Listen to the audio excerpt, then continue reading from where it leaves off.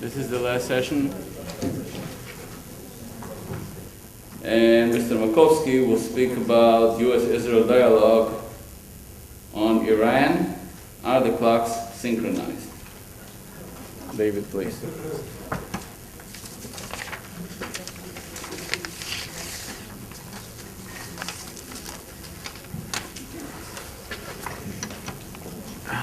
Can you hear me back there?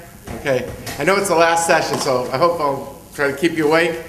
Thank you, Shmuel, for even though you didn't have the bio, you got the main points. And I'm honored to be here and see many old friends. So thank you very much for having me. My talk is on this issue of are the clocks synchronized when it comes to the U.S. and Israel regarding Iran. And I think what I want to try to do here is to try to say, where do they agree? Where do they disagree? What can be done? That's the, if I can use the word roadmap for this talk. And I'll try to keep it, relatively brief. Look, where they agree on an intelligence assessment of the state of the Iranian program. That's not a small matter. You'd have to almost be an air traffic controller to keep up with the number of visitors of Americans and Israelis going back and forth. That doesn't include the things that are not reported, the video conferencing, the amount of materials going back and forth. That's not a small matter. They agree on the objective. The objective is prevention, not containment, and that is for the reasons that they share, that Iran with a nuclear bomb would make the most dangerous region in the world much more dangerous. If Saudi Arabia, who told the administration, the king of Saudi Arabia, King Abdullah, said if they get a bomb, we'll get a bomb. Told the Obama administration that, and you could imagine the Turks, the Egyptians are now broke, but you could imagine that they'll want one as well. You could imagine that, the chances of proliferation to non-state actors grows directly. That is something that has been a long cherished goal of this administration, every administration since the end of World War II. It's against proliferation to states and to non-state actors. It would lead to Iranian domination of the Gulf, and I've been in different small gatherings with two different Gulf foreign ministers where they make that clear. It's very painful to see it on their faces to say, Iran with a bomb, they will dominate us, they will decide on the price of oil, and you take that all together, it's a profound change in the balance of power. So these are all things where extremists would be emboldened, moderates would be intimidated.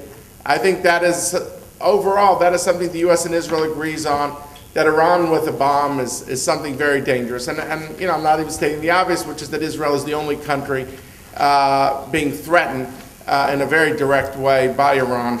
And so for all these reasons together, it's a shared objective. There's a shared strategy in a wide sense, which is pressure, use sanctions. To the extent that diplomacy is the way to deliver that pressure, great. But it's diplomacy backed by pressure. And we've seen certain movements. Oil is 90% of the Iranians' foreign currency. They've had a 40% drop in their oil exports recently. According to analysts, they lose about $4.5 billion of revenue a month. Of course, it depends a lot on the price of oil and on the market. They have tons of millions of barrels of oil unsold in offshore tankers to the point that they don't have any more tankers. And that is going to mean they can't even produce out of their oil fields. They have a 50% plus devaluation of the rial in the last several months. They got 40% inflation. In most countries where there is that sort of economic, sequence, there are also policy consequences. But of course, Iran is a theocracy, and you might not be able to use the same rules. But so far, there's agreement. Same intelligence assessment, same objective, same strategy in a broad sense. Where there are differences between the U.S. and Israel when it comes to Iran, the obvious, different military capabilities. Israel's not a superpower. Israel knows it's not a superpower, and therefore its window closes much faster The United States, being a superpower, does have more time. Clock doesn't tick as fast as Israel does. So the nature of that is that Israel is, if its window shuts faster, it's got to make quicker decisions. And I just quote from the defense minister of this country, who says, when he talks about the ticking clock of Iran, he said, the relevant moment diplomatically is the last moment you can do something about the issue. The Iranians are systematically moving to a point after which Israel will not be able to do anything about it. Therefore, the crucial moment is the last moment, when the metaphorical sword is pressed closely against your neck. Pretty graphic from the defense minister of Israel. So I think that there's an asymmetry there on the capabilities. So you could share an objective, you could share a strategy, but in terms of a course of action, you're going to be driven by your own capabilities. And Israel, with also its sense of its ethos of self-reliance, of Zionism, doesn't want to live outside of its window. It's not a question of do you trust America, it's a question of are you utterly dependent on America once your window is shut. And there's differing red lines. We've had statements of Secretary of Defense Panetta saying, you know, our red line is a weapon, he says, but, you know, basically at what point does Khamenei order a breakout? Now, the Israeli view is you don't always know that point. Did Natanz, was that discovered immediately? Was Parchin discovered immediately? And frankly, Israel is spooked, it seems to me, by the story of North Korea and Pakistan, where the American approach was too early, oops, too late. And fears that that will be repeated in the Iranian context. So, and basically Israel has doubts whether, even you have a high verification regime, whether you would know when there is that breakout and whether you would act on what you know. There could be other things going on in the world. There could be something going on in Pakistan. The American economy could be in trouble. If you have a very limited time, therefore you're going to have to make some very tough calls, and Israel doesn't want to slice it so thin. So there's differing red lines here. There's differences over the issue of indigenous capability.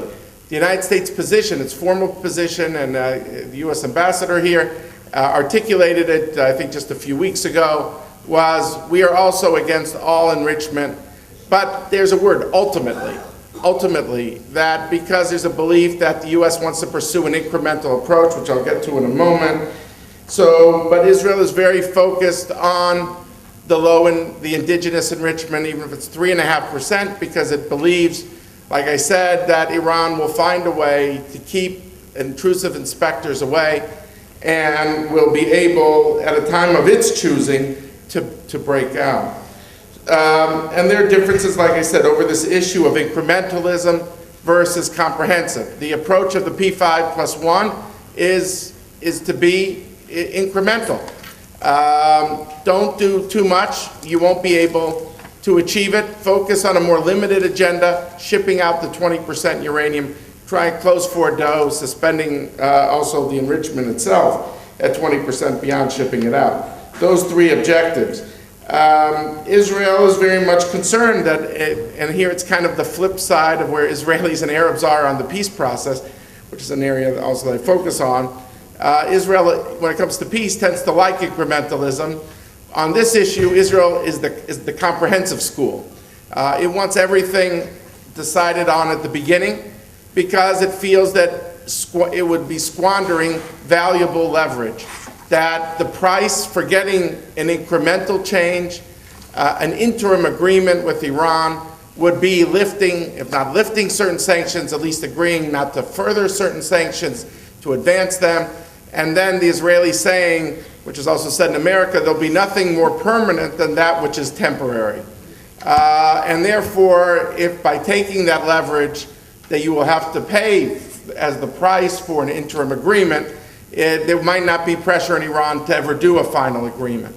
So I think that that's why Israel is skeptical.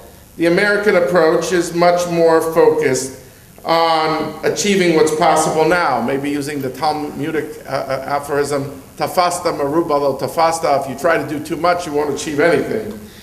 But the American approach until now has been built on the idea that time is on America and the P5+1 side, the 5 members of the Security Council and Germany, believing that sanctions are only going to get worse. So you do incremental, so what? But sanctions will keep building. But what if the price for the interim agreement is not pressing those sanctions? And B, what if the issue isn't just the time might not be on your side? Using Ehud Barak's line, the relevant time is not when Iran gets a bomb. The relevant time is at what point you can't do anything to stop it. And it has a straight shot towards that goal, even though it hasn't achieved it. He's called that the zone of immunity. Others give it other names. But this issue over whose side is time on in these negotiations, I think is a fundamental point. And I think it really requires a re-examination of the incremental versus the comprehensive school. Then you have differences, which maybe you covered them earlier in this conference, which is, frankly, questions of ulterior motives between the U.S. and Israel. Does the U.S. share the Iranian belief to wait until after the November elections, believing that it'll be like Facebook after the IPO? You know, the price for a deal with Iran will just plummet, and Iran might get a better deal after November. There's a lack of trust that feeds that fear. I think that has to be addressed, and that's what I want to get to now. But it has to do as well with, like I said, the history of I think, Pakistan and North Korea, that, that the U.S. didn't know how to stop those things in time, and despite best efforts, they got the bomb.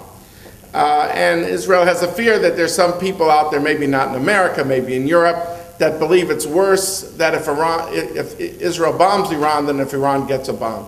I don't think it's fair to say that is the administration's thinking. I do think, for a variety of reasons, they really do not want containment. They understand this isn't the Cold War. This isn't the Cold War. Containment work. You had 500,000 NATO troops in Germany. You had hotlines since the Cuban Missile Crisis. You had embassies. You don't have any of this in this context. So I think that while the administration is genuine against containment, I think the lack of trust here about timetables creates the sense of one side believes it's more urgent than the other. So what can be done? And this is my last part in this regard. What could try to address these differences and try to find some solutions? I basically think there's 2 ideas that I'd like to put forward here for discussion.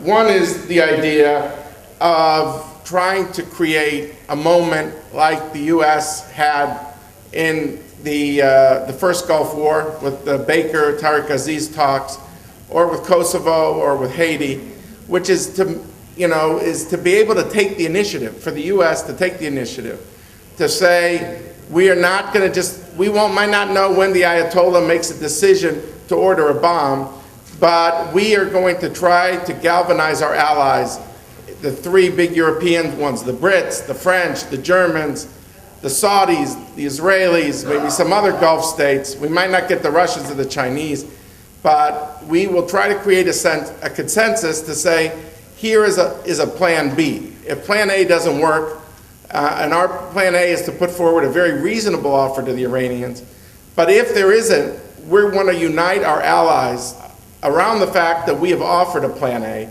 to a plan B of the U.S. taking its allies together for direct action against Iran, led by the United States. And I think the only way maybe to get Iran's attention to accept a plan A that's reasonable is to say that you have a plan B.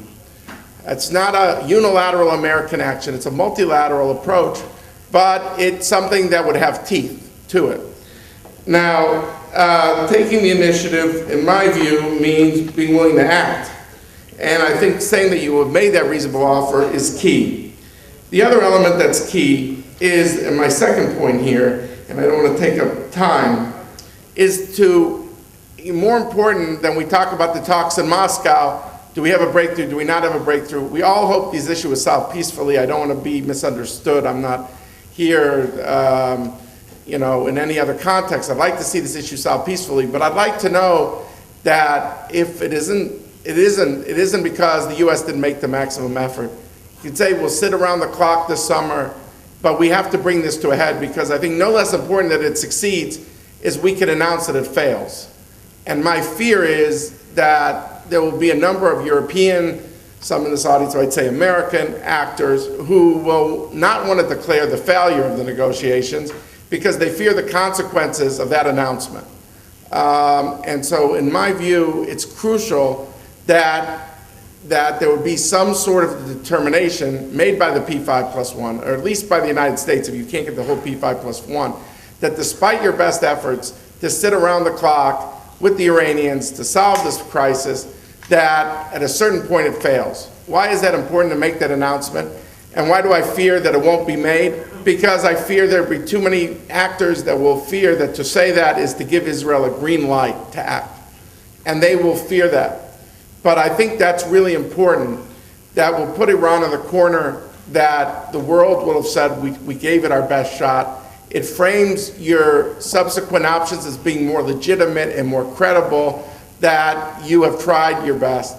And it has enabled you to create a sense of context for a strike, whether it's by the US or Israel. And context matters, and this is my last point. Context matters because a strike is not the end of the road, it's the beginning of the road. And that's the crucial point that I think is often lost on people. And Michelle Flournoy was recently here, made that point as well, is that what you want is to keep the multilateral coalition together to ensure that Iran is not able to import material to reconstitute their program.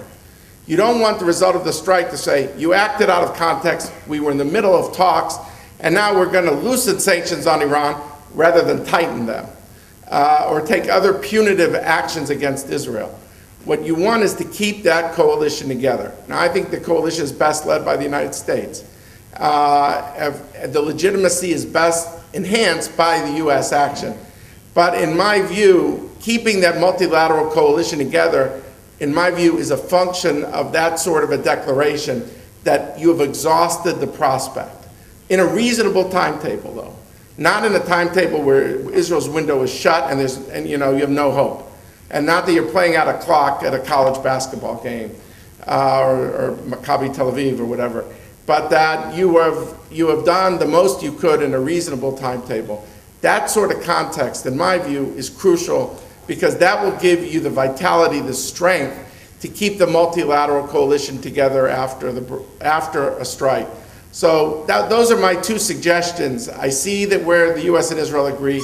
I see where they disagree. I think there has to be a narrowing of the gaps, and I think if it could unite around these two ideas, that would be the most hopeful way of keeping these two great allies together. Thank you very much.